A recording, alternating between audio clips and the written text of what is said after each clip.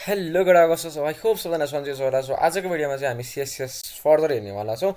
सिएसएसलाई हामी अझै डिपली हेर्छौँ। अस्तिको भिडियोमा हामीले थोरै मात्रै हेरेको थियौँ, अझ चाहिँ हामी अलिकति धेरै हेर्छौँ है।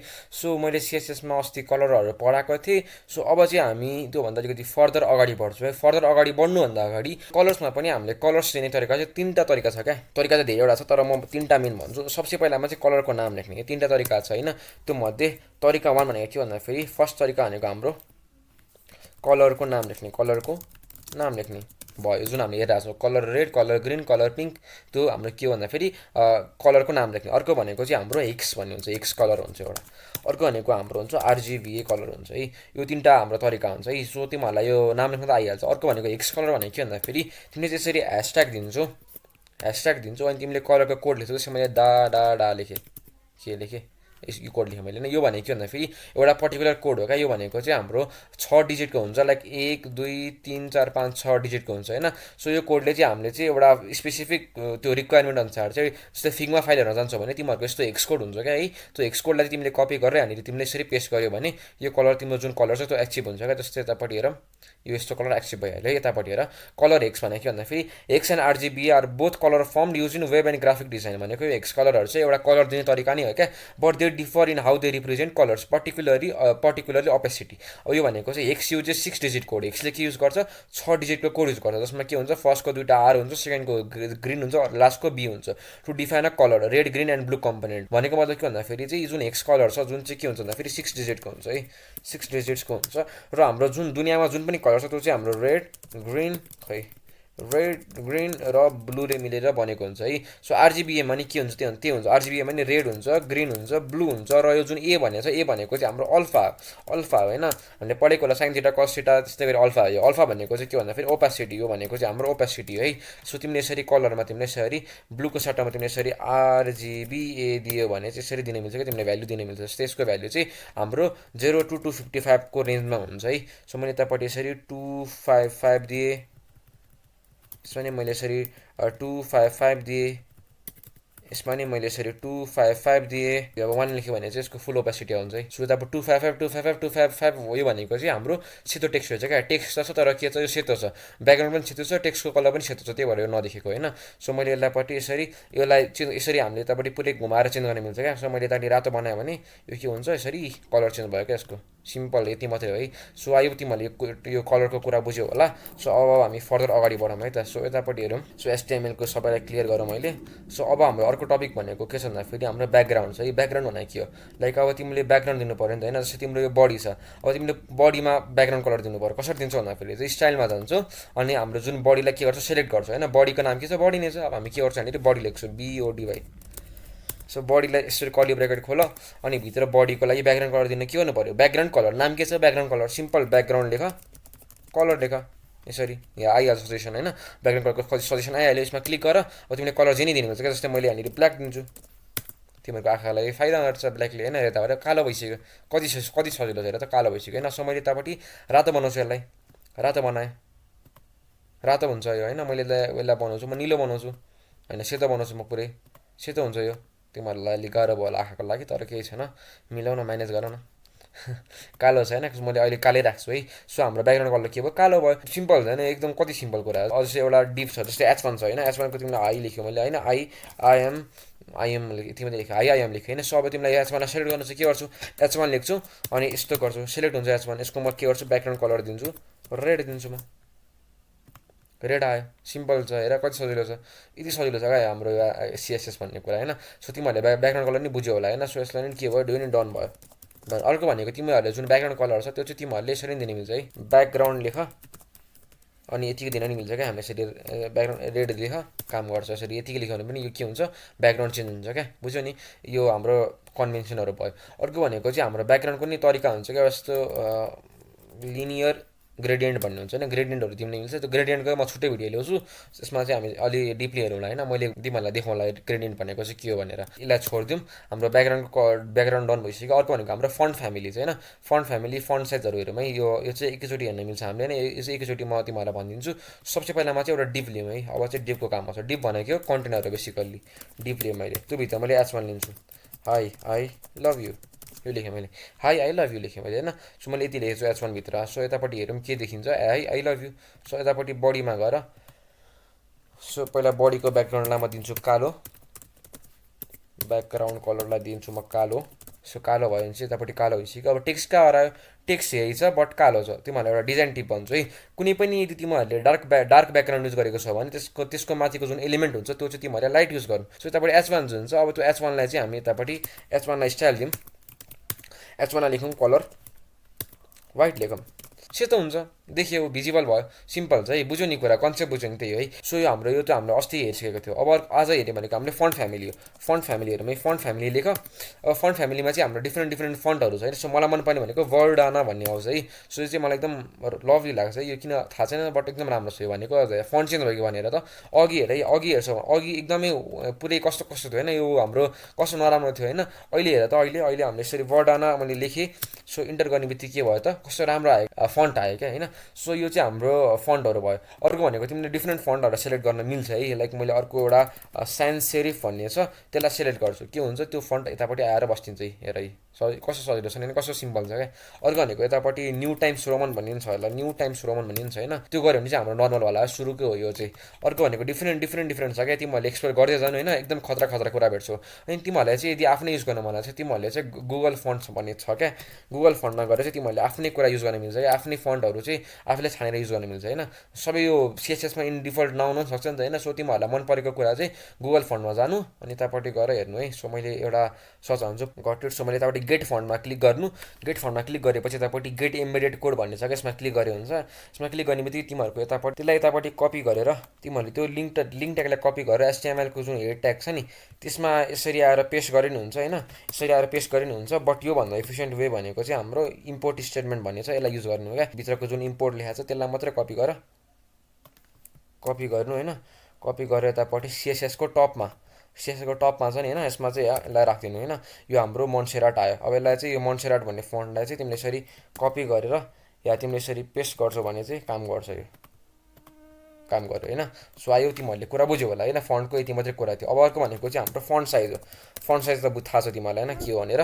फन्ट साइज लेख्यो भने चाहिँ साइजहरू तिमीले डिफाइन गर्न मिल्छ। जस्तै मैले यहाँनिर 90 पिक्सल राखेँ, के हुन्छ त भन्दाखेरि यत्रो ठुलो हुन्छ। हेर है, यत्रो ठुलो भन्नु, 90 पिक्सल यत्रो ठुलो भन्यो। मैले अब यहाँनिर 990 राखेँ भने के हुन्छ, पुरै स्क्रिन नै खान्छ अहिले। हेर त यत्रो आयो, आमा यो लेभलको आयो होइन। सो मैले चाहिँ अब यसलाई राख्छु 20मा राख्छु, के हुन्छ राम्रो आउँछ। यतापट्टि छोटो आयो, यतापट्टि कस्तो राम्रो देख्यो होइन। सो कालो ब्याकग्राउन्डमा सेतो खालको टेक्स्ट, त्यो पनि कस्तो राम्रो आयो होइन। सो यो चाहिँ हाम्रो फन्ट साइज भयो। अर्को भनेको चाहिँ हाम्रो के छ, फन्ट वेट छ। फन्ट वेट भनेको चाहिँ त्यो कति चाहिँ गाढा छ भन्ने कुरा क्या। फन्ट वेटमा जाउँ, फन्ट यतापट्टि वेट भन्ने छ, त्यसमा गएर तिमीहरूले 900 दियो, सबसे गाढा हो त पुरै। हेर है कस्तो गाढा आयो, हेर है मैले यसलाई जुम गर्छु, कस्तो गाढा आयो। अब मैले यसलाई 400 राख्छु, के आउँछ अलिकति हल्का आउँछ, मधुरो आयो होइन। तिमीहरूले अर्को यसरी तिमीहरूले बोल्ड पनि दिनुहोस् क्या। बोल्ड लेख्यो भने पुरै बोल्ड हुन्छ होइन। यसरी तिमीहरूको फरक प्रपर्टी हुन्छ। जस्तो तिमीहरूले यसरी न्युमेरिक भ्याल्युमा 900सम्म दिन मिल्छ होइन। यसको 900सम्म दियो भने पुरै फुल यो हुन्छ। तिमीहरूले योभन्दा तलको भ्याल्यु दियो भने त्यही अनुसारको पातलो हुँदै जान्छ। सिम्पल हुन्छ यो पनि होइन। फन्ट फ्यामिली पनि बुझ्यो, फन्ट वेट पनि बुझिहाल्यो। अर्को भनेको चाहिँ हाम्रो टेक्स्ट अलाइन भन्ने हुन्छ होइन। टेक्स्ट अलाइनमा चाहिँ जब यतापट्टि टेक्स्ट एलाइनमा तिमीहरूले चाहिँ सेन्टर लेख्यो भने के हुन्छ, त्यो बिचमा आएर बस्तिन्छ, बिचमा आएर बस्थ्यो। सिम्पल छ नि होइन, सिम्पल छ, बिचमा आएर बस्थ्यो। किन बिचमा आएर बस्थ्यो भन्दाखेरि टेक्स्ट एलाइन सेन्टर छ। तिम्रो टेक्स्ट एलाइन तिमीहरूले यतापट्टि लेफ्ट गरे भए के हुन्थ्यो, लेफ्टमा गएर बस्थ्यो, लेफ्टमा गएर बसिरहेछ। तिमीहरूले टेक्स्ट एलाइनलाई तिमीहरूले राइटमा गरेर राइटमा राख्यो भए के हुन्थ्यो, त्यहाँ राइटमा आएर बस्थ्यो। सिम्पल छ होइन। एउटा पर्टिकुलर डिप छ भने त्यो डिपको चाहिँ ऊ बिचमा, डिप भनेको एउटा कन्टेनरको बिचमा गएर बस्थ्यो। यो तिमीले सेन्टर राख्यो भने के हुन्छ, यो बिचमा गएर बस्छ। सेन्टर राखौँ भने राम्रो देखिन्छ। सिम्पल छ, यति कति सिम्पल छ क्या। के अरे हाई आई लभ यु भनेर यसरी आइहाल्यो होइन, कस्तो सिम्पल छ होइन। यो अति सिम्पल छ क्या CSS भन्ने कुरा। अर्को के छ भन्दाखेरि टेक्स्ट अलाइन पनि भइसक्यो। अर्को टेक्स्ट डेकोरेसन भन्ने छ होइन। टेक्स्ट डेकोरेसनमा चाहिँ के छ त्यो भनेको चाहिँ टेक्स्ट डेकोरेसन भन्ने एउटा स्टाइल, एउटा प्रपर्टी, त्यो गऱ्यो भने के हुन्छ यता हेर, टेक्स्ट डेकोरेसनमा क्लिक गर्नु। त्यो गऱ्यो भने चाहिँ हाम्रो यतापट्टि ड्यास डटेड डबल भन्ने आउँछ। यो भनेको के भन्दाखेरि टेक्स्टमा डेकोरेसन आउँछ नि। जस्तै कुनैमा चाहिँ तिम्रो अन्डरलाइन भन्ने हुन्छ होइन, कुनैमा चाहिँ यसरी अन्डरलाइन लेखेर आउँछ नि है, पुरै अन्डरलाइन आइरहेको छ। हेर है यसरी आई लभ युमा पुरै अन्डरलाइन लेखेर आइरहेको छ, कस्तो राम्रो देखिरहेको छ होइन।